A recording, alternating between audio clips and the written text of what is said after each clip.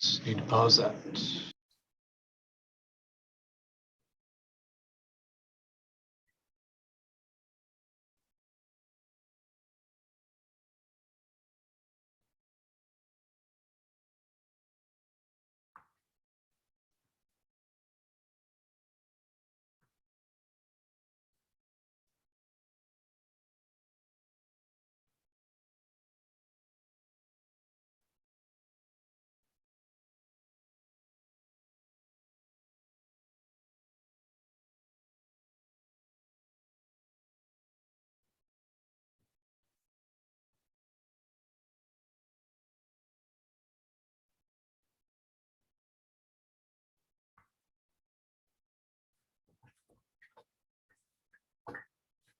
Andy, looks like we might have leveled off here. You ready to roll? I'm ready to roll. Swap cameras here. All righty. Good afternoon, everybody. Welcome to the 11th session in the Conversations in Transportation series. Happy to see we've almost got 50 people in the room. Hopefully that continues to rise over the next few minutes. Again, on behalf of Nick Syed and Dr. Hummer and everybody else involved with this, thanks for your time. Thanks for coming out. A couple of announcements before we get started. Again, if you've been to these before, it's nothing new. Make sure if you have questions that you think of during the session, you can put them in the Q&A function there at the bottom. Try not to use the chat, use the Q&A. That way we keep track of the questions. We'll start asking those questions about 10 or 15 minutes left in the hour. So that's the first thing. Second thing is later on this afternoon, you'll get an email with a link to the evaluation and PDH forms.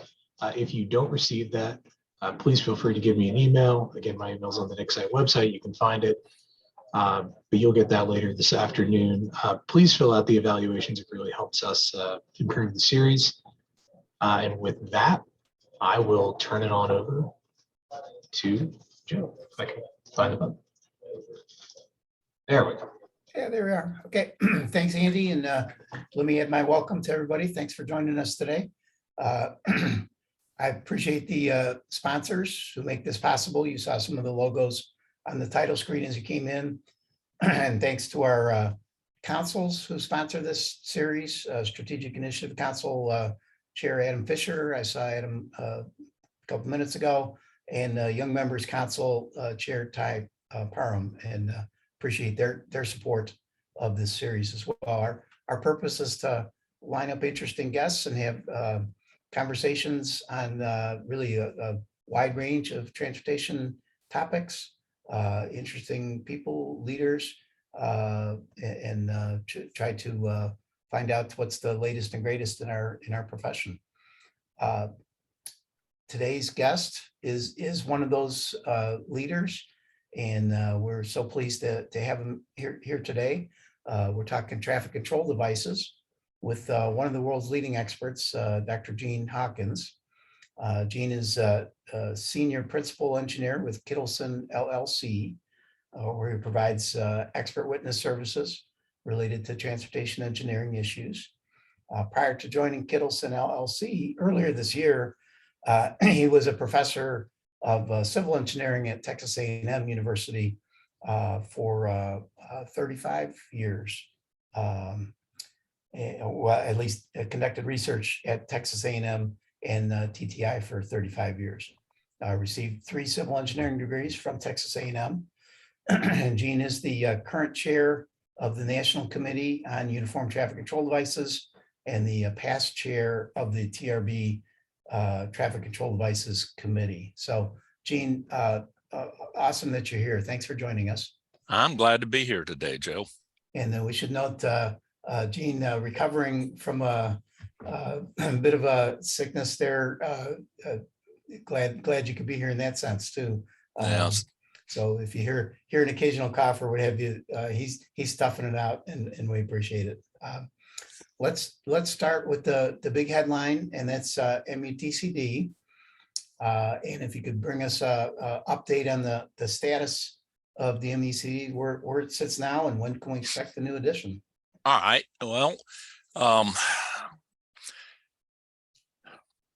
The current MUTCD is the 2009 MUTCD that came out. Is actually published as a final rule in December of 2009, and then became effective in January of 2010. And we've been looking for a change to that for a long time. Finally, in December of 2020, Federal Highway Administration published a notice of proposed amendments to the MUTCD. The public docket comment period for that closed in May of 2021. There were over 17,000 submissions to the docket, over 35,000 unique comments among those 17,000 submissions. And FHWA and their contractor has been going through those comments, evaluating the comments and figuring out what tweaks might be needed in the language and the figures and tables that were in the NPA, and preparing what will become the 11th edition of the MUTCD when it's published as a final rule. Now, part of that process, because of the number of comments, the federal government has deemed this rulemaking a significant rulemaking. So that adds some additional layers of review to the entire process. It includes the Office of Management Budget as part of the review and some other things. So what FHWA says is they have broad support within the DOT for moving forward with the rulemaking. They believe they're on track to meet the deadline that was imposed by Congress in the infrastructure bill. That deadline is May 15th, 2023. And we'll wait and see if that final rule comes out before, on, or after that date. All right. But let's hope. Is it going to be in print and online, similar to the 2009, you think? So the official version of the MUTCD is a PDF version that is published on the FHWA website. The federal government does not actually publish a printed copy of the MUTCD. If you have a printed copy of the MUTCD of the 2009, most likely it was one of those copies that was printed in a coordinated effort of AASHTO, ITE, and ATSA. And they sold those to their members and others. There are some other companies that have taken that PDF and published it and sold it as well. And that would be my expectation, is that you will find that when the final rule is published, that some consortium of organizations will get together, whether it's the same AASHTO, ITE, and ATSA, or a larger number or smaller number, and they will print some amount of copies. Now, they printed a pretty large number back in 2009, and we're still selling those up to 2 or 3, 4 years ago. I think as technology has improved, we found a lot of people just don't use the printed copies like they used to. So it may be a little bit harder to find printed copies of the 11th edition compared to the way it was for the 2009. Okay, very good. I'm expecting a bigger book than it was in 2009, right? Probably so. So I have to provide a disclaimer for all of my comments, a qualification of sorts, that I don't know what's going to be in the final rule. Yeah. I know what was in the NPA, but all of the work to develop the final rule is going on behind a curtain. Yeah. The rulemaking curtain, and only the Federal Highway Administration, the DOT, and their contractor actually know what they're doing with in response to the comments and the language that was in the NPA. But I'll fall back on when has the federal government ever taken a regulatory action that actually reduced the amount of regulation? So I think it's pretty safe bet that we're going to see some new content. There was new content in the NPA. Do the fundamentals stay the same? The shall, should, may structure, the idea of warrants, the kind of core MUTCD that many of us are used to, we'll see the same next time around, probably, right? I would expect that. So the rulemaking process has its own set of rules that they have to follow. And among those rules is you have your current regulation, you publish a notice in the Federal Register that says you're proposing these changes to that current regulation and invite public comment. As a result of that public comment, they can tweak those changes, but they can't introduce whole new concepts. And so with respect to your question, the shall, should, and may, both the prior 2009 manual, the current regulation, and the NPA still use that shall, should, may language in the standard guidance option support structure. I don't see them being able to just take all that out without proposing a supplemental NPA. Fair enough. Good.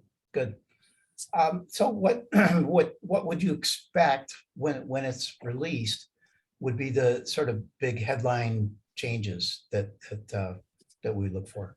Yeah, and that's an interesting question. And to some degree, it's in the eye of the beholder. You know, within the traffic engineering community, you've got professionals that really focus on signal issues. And to them, having the RRFB content added to the MUTCD may be a big deal. There's others that are really focused on speeds. And there were some proposed changes related to how to set speed limits. Nothing in extraordinary detail. And the National Committee actually recommended that content be taken out of the MUTCD because it's really not a traffic control device issue. It is a traffic engineering practice. And the manual is not really a good place to put traffic engineering practices. At least that's my opinion. If you are really big on crosswalks, for example, there is language in there about the aesthetic treatments on crosswalks and limits what some call crosswalk art to specific types of treatment that use, in general, earth tone type colors and patterns. There's a lot of changes related to bicycle facilities. So it runs a gamut of changes, and some people may consider some changes more significant than others, just depending on their perspectives. I could do a whole session on some of the changes that were in the NPA. We'll enjoy that, which reminds me of a question I had to ask later, but since you bring it, when the new MUTCD is released, I think we can expect out of ITE and other organizations that there will be training, there will be webinars, there'll be ways to help us understand what's in the new document, right? I would say yes. As part of FHWA's effort to get this new manual out, so not only will it be published as a final rule in the Federal Register, they will completely update their website. So when that Federal Register notice is published, you would expect to see a new FHWA MUTCD website that same day. I hope it'd be the same day, certainly within a day or two, that would have the entire new MUTCD PDF versions of it. And I would expect, similar to what they did when they published the 2009 manual, there'll be a link on that website to training. And they will have essentially PowerPoint presentations either over the entire manual, or what they did with 2009, they had a separate presentation for each part of the MUTCD that kind of covered the major changes that were made from the prior edition to the 2009 manual. And there'll be supporting information from FHWA to help practitioners know what the key issues are. Yep. Good. We'll look forward to those. Anything top of your mind of things that you really had good discussion at the National Committee, but it didn't make the cut this time? It's most likely not going to be in this new edition. Things that had to be pushed till next time. That's a good question. I'm not sure I have a really good answer. The National Committee provided well over 200. I think it was, let me look real quick, 219 recommendations on the MUTCD between 2008, when we quit making recommendations, that ended up going into the 2009 manual. So from 2008 till 2020, we submitted 219, and I'd say the vast majority of those actually were incorporated into the NPA. I don't have an exact count, but we were very pleased to see that FHWA took our recommendations at heart. I think that's a recognition of the consensus building process that exists within the National Committee. We represent not only public agencies, but we represent the private sector, we represent industry, academics, user groups. We have a bicycle user group, we have a human factors user group, AAA for road users, National Safety Council. All of those are sponsoring organizations that represent the people that use the roadway and rely upon the devices that the MUTCD provides criteria for in order to function on those roadways. So if it can get a 2/3 vote of our group, so it's not just a majority vote, it has to have 2/3. It's been through the ringer. And just because you have some crazy idea, the only way that's going to make it through the National Committee process is if you can get a large number of people to buy into that idea. So it sounds like some really strong protection against sort of self-dealing or conflict of interest. I come up with something that is going to benefit my company and bring it to the National Committee and selling it to 2/3 of the members there. Right. That's a pretty high bar. It is a high bar. In the situation you described, where a vendor has some device or process that they want to see incorporated in the MUTCD, and they'll come to the National Committee and make a presentation. Sometimes those move forward through various stages of the process. A lot of times, once a vendor realizes what the process involves, they decide to try and go another route. It just kind of depends. And also, we got to keep in mind the manual cannot provide for proprietary devices.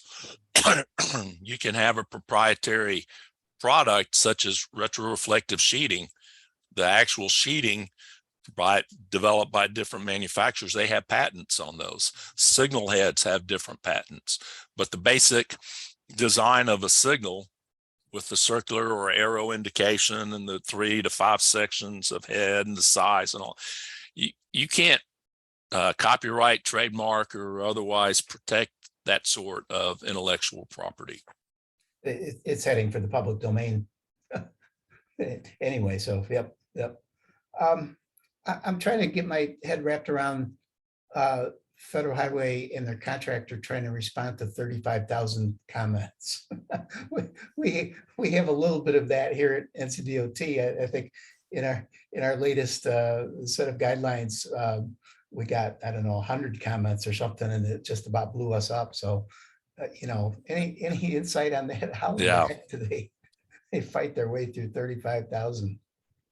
Well, I actually served on a rulemaking team back when I was with TTI and was doing a lot of research on sign retroreflectivity. My colleague Paul Carlson and I both were part of the FHWA rulemaking team that dealt with that revision on implementing minimum sign retroreflectivity. So we got to see that process. We got to see how the sausage is made. And basically a docket comment goes in, and then the contractor will take each of those docket comments and categorize each individual comment, and they'll aggregate them all and define, 17,000 submissions. A lot of those were essentially form letters. There were some organizations that strongly encouraged their members to submit comments, and some of them even provided a template to use. And so, you may have several thousand several thousand submissions that are all basically the same. So that simplifies the process some. But then you have groups like the National Committee. We submitted, I think, 85 submissions, one for each chapter in the NPA. And some of our submissions were many pages, because we took the actual text and showed deletions and additions that we approved to the language that was in the NPA and the figures and tables. So, a good hunk of those 35,000 comments are probably ones that the National Committee offered, and many organizations and state DOTs also submitted comments. Sure. Yeah, we did too, for that matter. But arduous process. I guess that's good. What in the, again, looking at crystal ball, what you think is going to come out in May of 2023? How much of that manual is really kind of well researched, based in science, and how much is still legacy of the smoke-filled room and the opinion of the experts? Well, I can't speak for whether the rooms at FHWA are smoke-filled, but I can say that all of the National Committee meetings are at non-smoking facilities. Fair enough. But our meetings are open to anyone that wants to register, pay the registration fee, and attend our meetings. You don't have to be a member. We're always looking for new talent, young talent that's willing to make the commitment of coming to 2 meetings a year and working outside of those meetings to help produce content and figure out the basis for that content. My father was a traffic engineer. He passed away about 8 years ago, but I inherited many of his materials over the years, most of which, when I retired from A&M at the beginning of this year, I had to dispose of. But I saved a newsletter. It was from the Texas district at the time. I think it was a Texas section of ITE. And one of his colleagues with the city of Houston put in a blurb in that newsletter, said, well, I recently joined the National Joint Committee on Uniform Traffic Control Devices, and I've been assigned to the research committee, and we're really going to try and put an emphasis on using research as a basis for making changes to the MUTCD. And that's a 1961 or 62 newsletter. And we're still saying the same thing today. I think we do a better job of it today, but the reality is that many of the research priorities of the states and the federal government are on higher ticket items like pavements and structures and policy issues. And oftentimes the traffic control devices, sometimes they rise to the top. There have been some very good NCHRP projects. I've participated in 3 of them in my last few years at TTI and A&M that focus specifically on traffic control device issues. But others, sometimes we have to use the results of experiments by agencies. That experimental process is outlined in the manual, and many agencies that have a new device will do a relatively simple experiment. It's something, Joe, that you and I, as former academicians, might say is a less robust evaluation, but it may be all we have to go with in some cases. I won't deny that sometimes some of the language that goes into the MUTCD is based on expertise and experience of a group of individuals. I like to think that, when you add up all the years of experience of national committee members, you're talking centuries of experience, that they know what works and what doesn't work. John Mason once made a comment to me. He says, "We don't know what we don't know." And we were talking about road design issues, geometric design in that conversation, but the same thing applies to traffic control devices. Some of the stuff that's in the manual works just because it's always been in there, and experience has shown it works.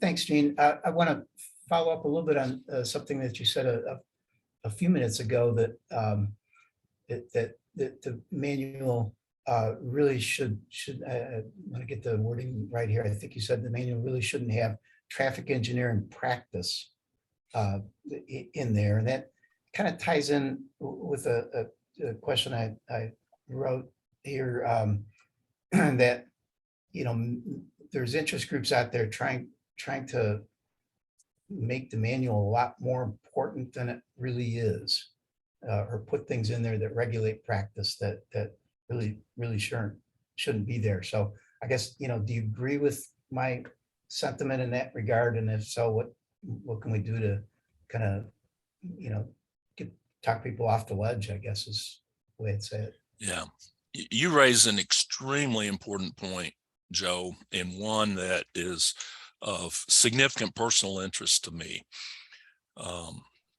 So let me kind of expound on some general thoughts there. Sometimes we are our own worst enemy as engineers, and we look for the most efficient way to deal with a challenge. And sometimes we look at the MUTCD as a one-stop document for everything traffic engineering. And part of the reason for that is it is a federal regulation and it is in all the state laws, but also because it's free, it's on the internet. How many other traffic engineering reference documents and highway design reference documents are available for free on the internet? None. It's the only one, at least legally free. All the others are protected by copyright. If you look hard enough, you can probably find a green book or an ITE traffic engineering handbook or whatever on a website somewhere where it's not supposed to be. But because of that, elected officials and administrators say, well, this is really important to me. What's the one document we could put it in that everybody has to follow and everybody has? And the answer is the MUTCD. And as a result, we've gotten some things in the MUTCD that I feel like really should not be in there. I mentioned the procedures for setting speed limits. Now, there's been a lot of attention given to the 85th percentile basis for setting speed limits, and whether that's a good practice or bad practice. But the reality is setting speed limits is really a state and or local issue. There needs to be some consistency in national practices, but as I drive across Texas, I can tell when I cross a district boundary on the Texas highway system, because suddenly speed limit will change, but the roads hasn't changed at all. So there are political implications on speed limits. And typically when you come across the city limits, you'll see a speed limit sign. Excuse me, hang on one second. And so setting speed limits is something that really ought to be defined as a traffic engineering practice. It's not a traffic control device standard. Same thing with setting advisory speeds. for things such as curves or intersections, determining the length of the green interval and or the length of the yellow and all red intervals. Those are traffic engineering practices. You might even go so far as to say that the typical applications in Part 6 really are not traffic control device standards. They're traffic engineering practices. It's And work zone, right? yeah, the work zone, the typical applications.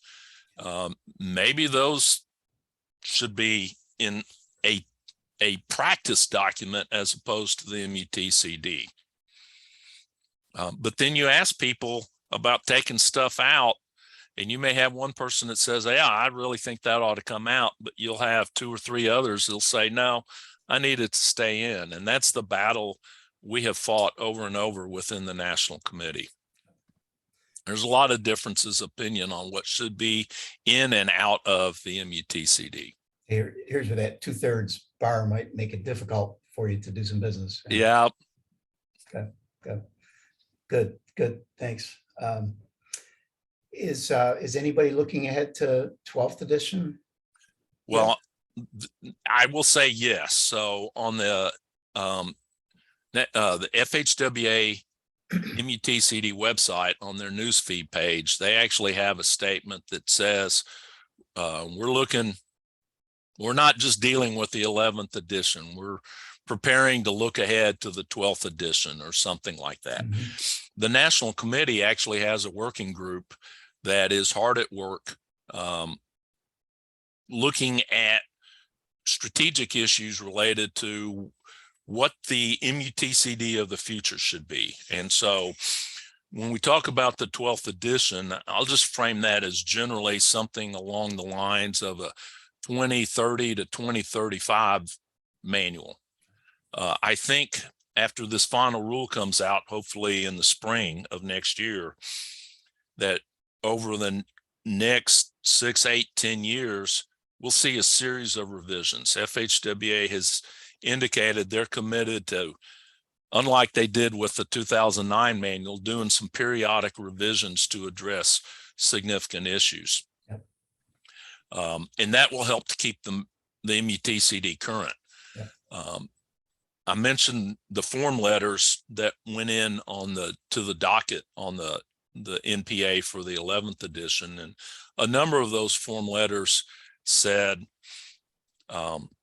there's a need to rescope the MUTCD or revise and rewrite the MUTCD, and many of them related to a perception that the MUTCD should be a policy document, not a traffic control device standards document. So, trying to look at some of these comments and figure out what the MUTCD should be and what it should not be, and how to get from where we expect to be in the spring to where we think we need to be in a decade. Good.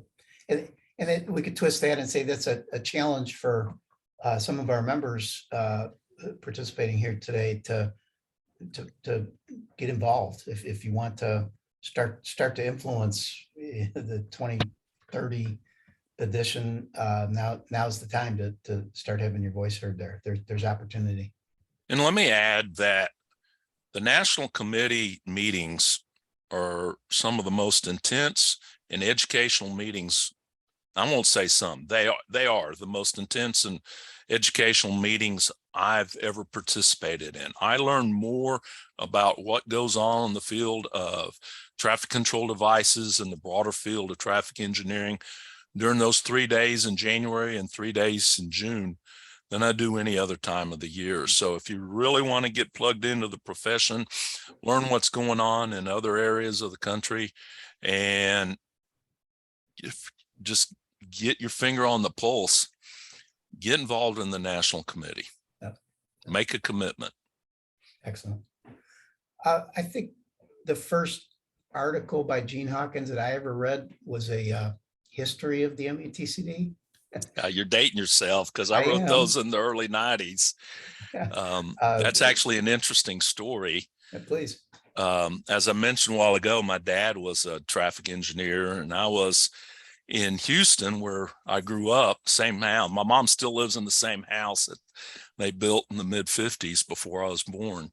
And I saw a stack of boxes in the garage that said textbooks. I asked my dad, what are those? He goes, those are my textbooks at the Yale Bureau. He attended the Yale Bureau of Highway Traffic in the mid-50s. And so I opened that box and started looking through it. I found a 1948 MUTCD. And I'm going through and I find the page where there's a stop sign.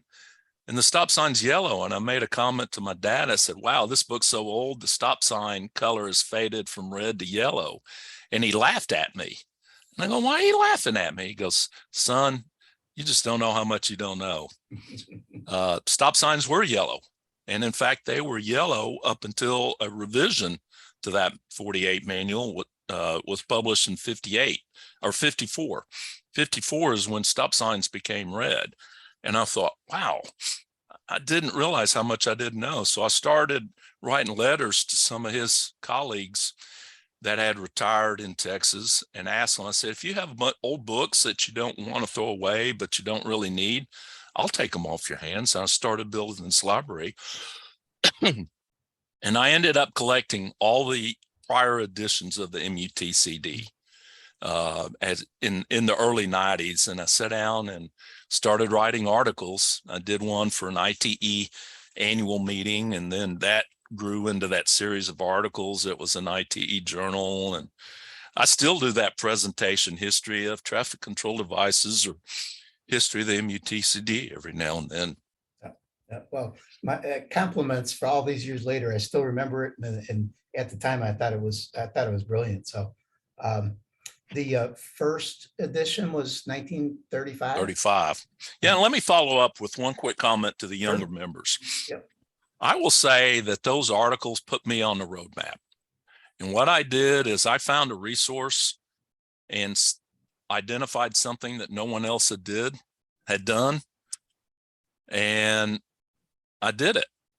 And if you really want to make make a name for yourself in the profession, you got to put in some time outside of your normal working hours and try and figure out where that information gap is and get some information. It doesn't have to be research. There's a lot of things where there's opportunity for a younger person to grab the bull by the horn, so to speak, and put in a little elbow grease at night and on weekends, and you can make a name for yourself just like I did. So the parking guru, professor at UCLA, Donald Shoup, I heard him speak several times. I thought he was brilliant. He was fond of saying that he picked parking because it was big enough to matter and small enough that there wasn't much competition. And I guess I'm asking, is that kind of how you feel about traffic control device as well? Well, certainly it applies to MUTCD history. Yeah. But I think it applies to traffic control devices. When you look at the bid items on a construction contract, the traffic control on that contract is typically maybe 5, at most 10% of the construction cost. It's a small amount. Yeah. And oftentimes it gets the last consideration. I mean, when they're doing the 70, 80, 90% plan review, that's when the traffic control devices really start getting a lot of attention. Yeah. Hopefully they've been dealt with in the earlier development. Right. But a lot of people and agencies think, well, it's just a $200 sign. I can go out and put up one of those anytime or whatever. And so I think traffic control gets a short shrift a lot of times.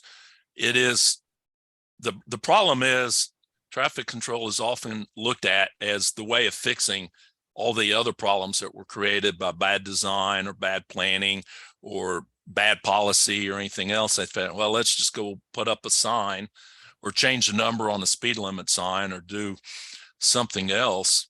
And traffic control devices can't fix bad design. Yep. Good. Back to 1935 for just another moment. What problem were they trying to fix with that first edition? All right. So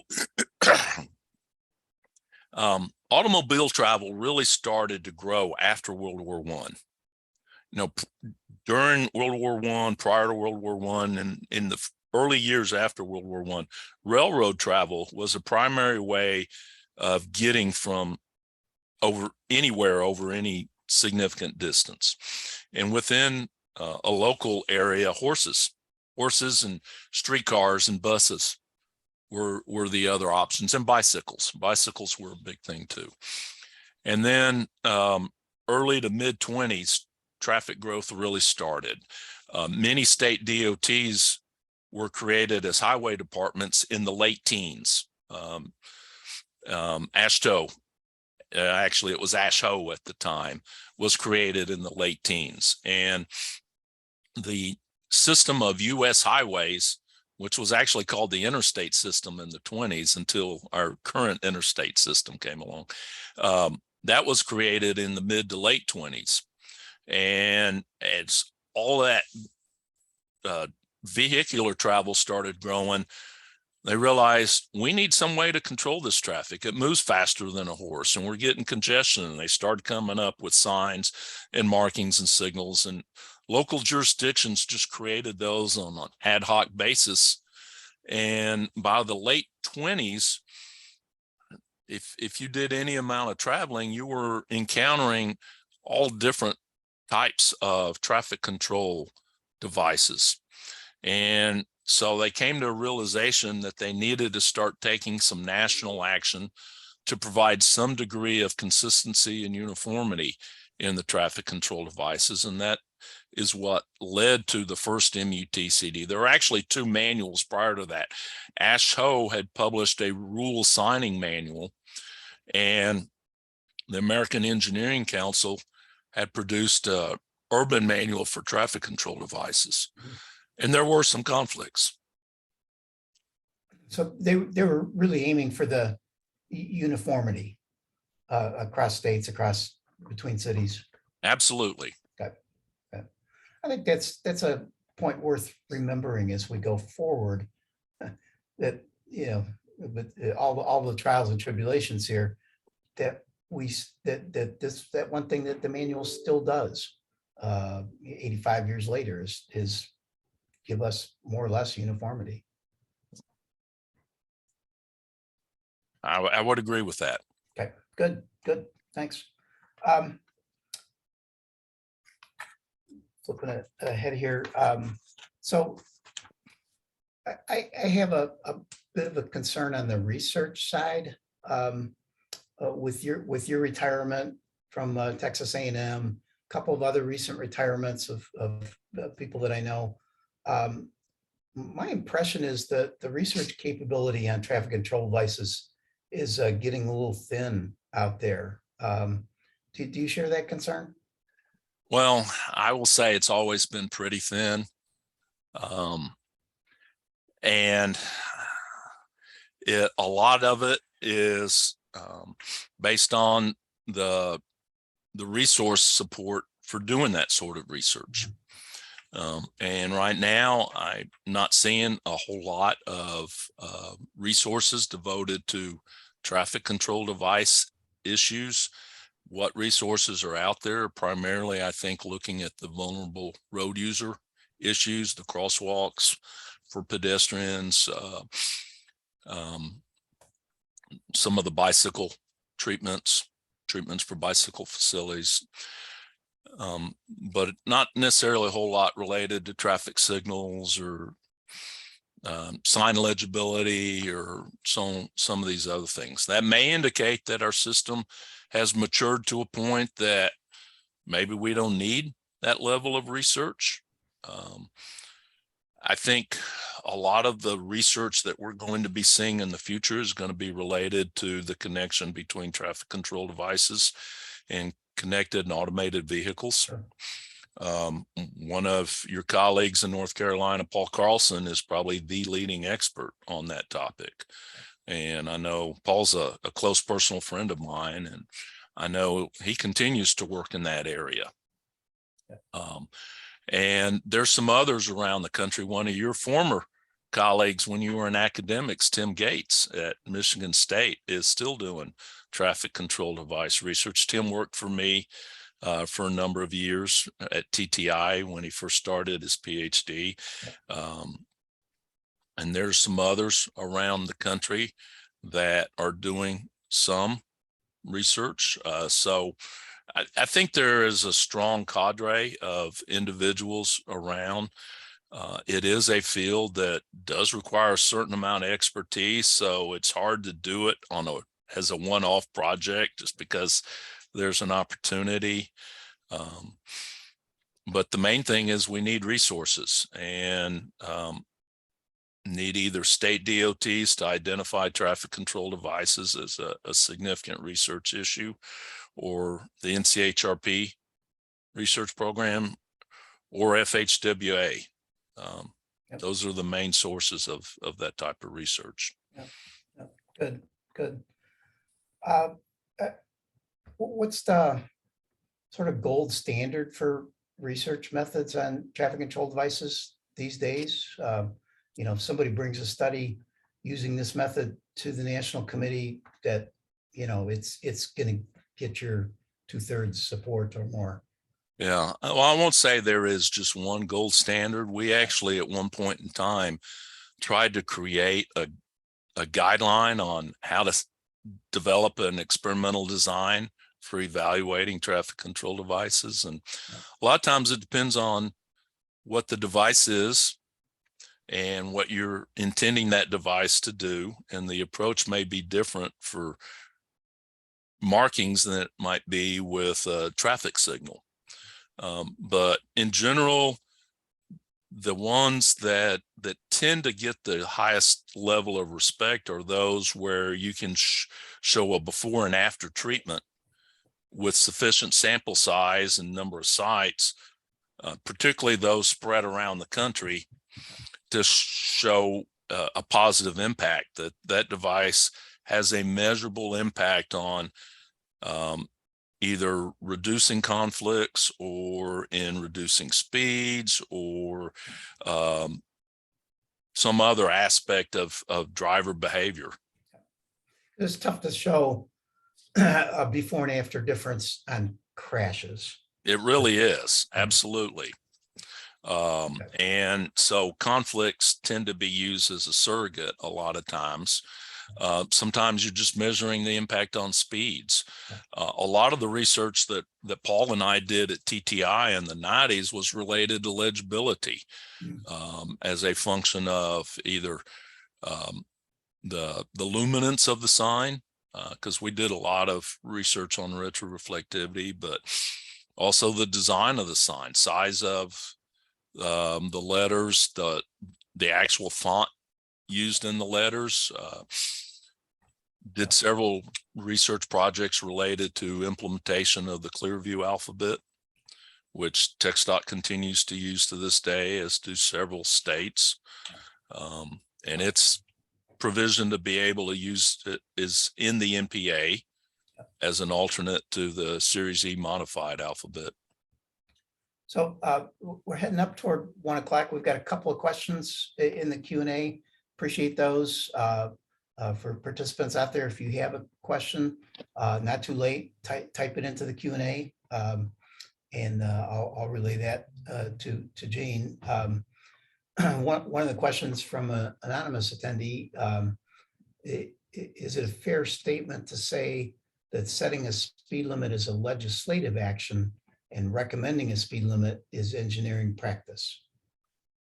Well, as I say, that's a traffic engineering practice question, not a traffic control device question. But in most places, most jurisdiction, there is some authoritative body that has to approve changes to a speed limit.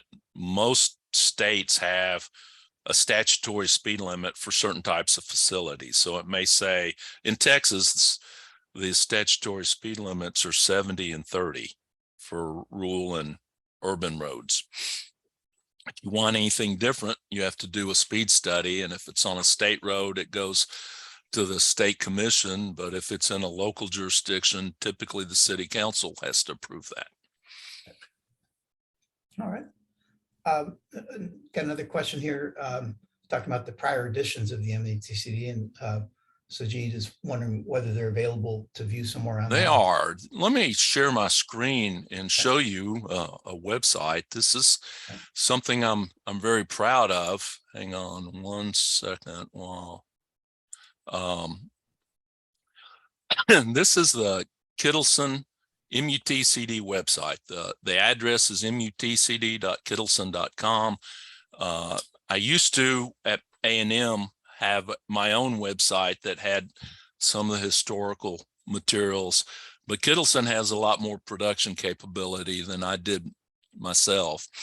And if you can go into this MUTCD history, past, present, and future, and where it says previous editions, it'll bring up all the prior editions, and you can click on any one of these. Some of them have a little bit more information than others. For example, the 88 manual not only has the original edition as it was published, a PDF version, but it has all 7 of the revisions, both the changes in the text and the Federal Register notice, which that information is not available anywhere else.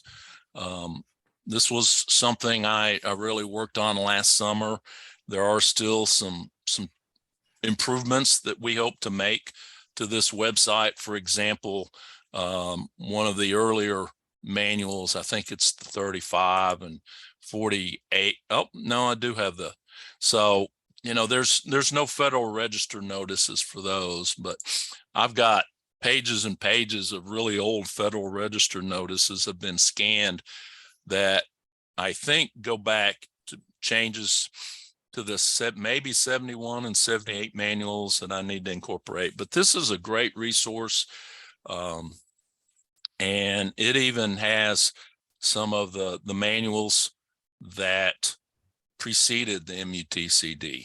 So if you want to see some of that early history, you can find it on this website. That's awesome. Yeah. Federal Highway or federal government took over MUTCD for the 1978. 71. 71. Okay. So let's just use this little slide here. The first 5 editions, 35, 42, 48, 61, and 71 were prepared by either the Joint Committee or the National Joint Committee on Uniform Traffic Control Devices. It was a predecessor to the National Committee. And after the 71 manual was published, FHWA took it over. And the National Joint Committee became a formal advisory committee, the National Advisory Committee on Uniform Traffic Control Devices. And they provided input through that advisory process for the 78 manual. The revisions to there were 8 different published revisions to the 71 manual, 4 for the 78 manual. Those are all on this website. And then in 1980, the federal government dissolved most of their advisory committees, and that National Advisory Committee reconstituted itself as a national committee. And we've existed in that form since 1980.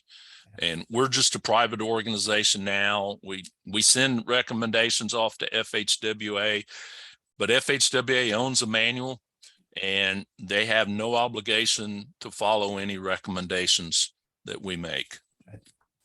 It sounds like they generally do, and sounds like we're better off for that. So yeah, good. This is a terrific resource. And Sajid, thanks for the question that sort of prompted us over here. Few minutes left, Gene. I did want to touch briefly on automated vehicles. It's kind of a bit of a thing with me. Are you generally a believer that automated vehicles are going to take over the marketplace in, maybe 20 or 30 years or so?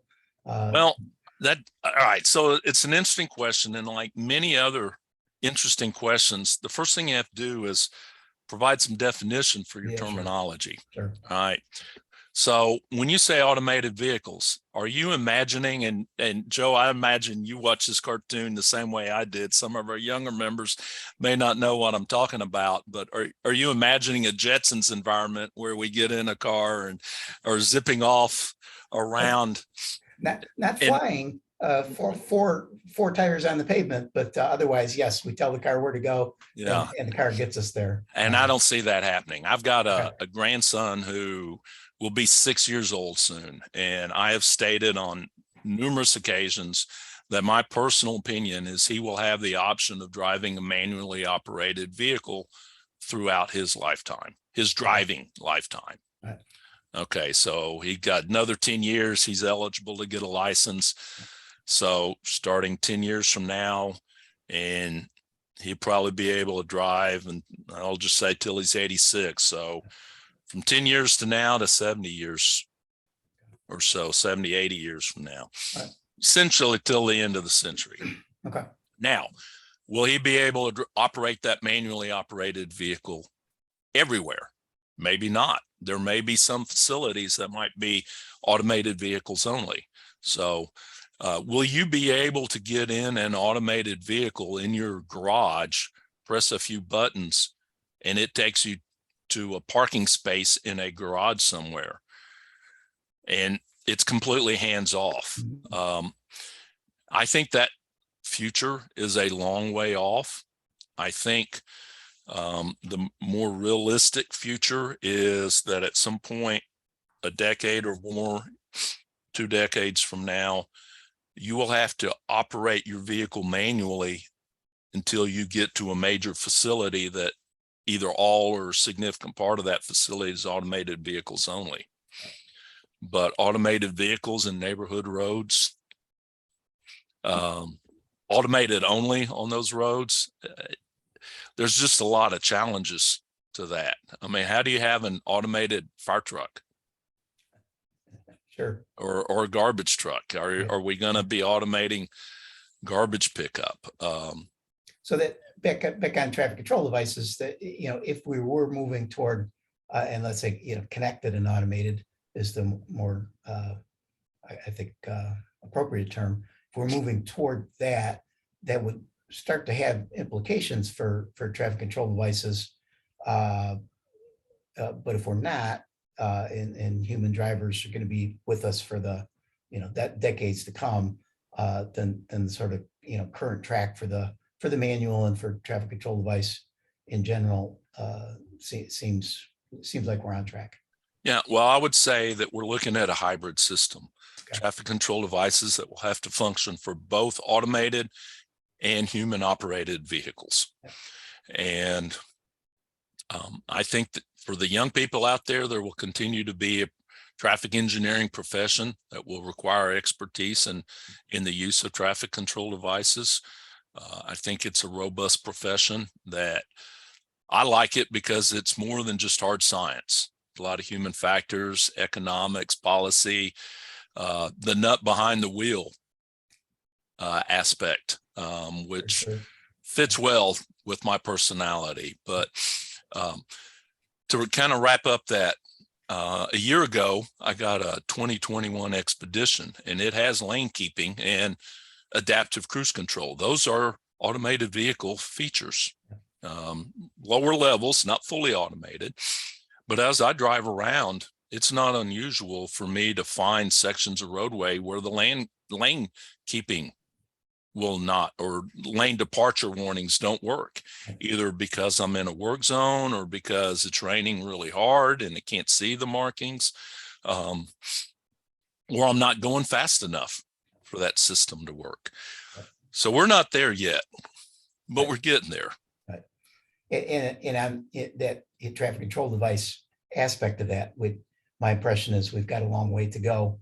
if for uniformity, for maintenance, to make sure that our system is ready. Mm-hmm. Yeah, maintenance of traffic control devices is a big issue. We could talk for another 20 minutes on that. as you know, I had a bunch of questions on that, but our time is up. So Gene, thanks so much. Really appreciate that. Appreciate the hour here, and I know you were fighting through your illness there, but you powered through. That's awesome. And much appreciated. My pleasure, Joe. Thanks for inviting me. Very good, good. And best wishes in the months here to come, and let's hope we get that new edition out and that it helps. Let's hope so. Sounds like it will. So good deal. Thank you to our participants out there. We had a great audience today, and thanks to Andy for, as always, setting this up and making it work. Back to you, Andy, for any closing comments. All righty. Again, thanks, Joe, and thanks, Gene. Great conversation today. For everybody who's still here, again, just reiterating, you will receive an email link to the evaluation and PDH forms for this session. We hope to have one more of these before the end of the year in December. When we get more details about that, we will send it out via the weekly email and individual email to your inbox. So keep an eye out for that sometime next month. Very good. I think that's it. Thanks, y'all. Thanks, everyone.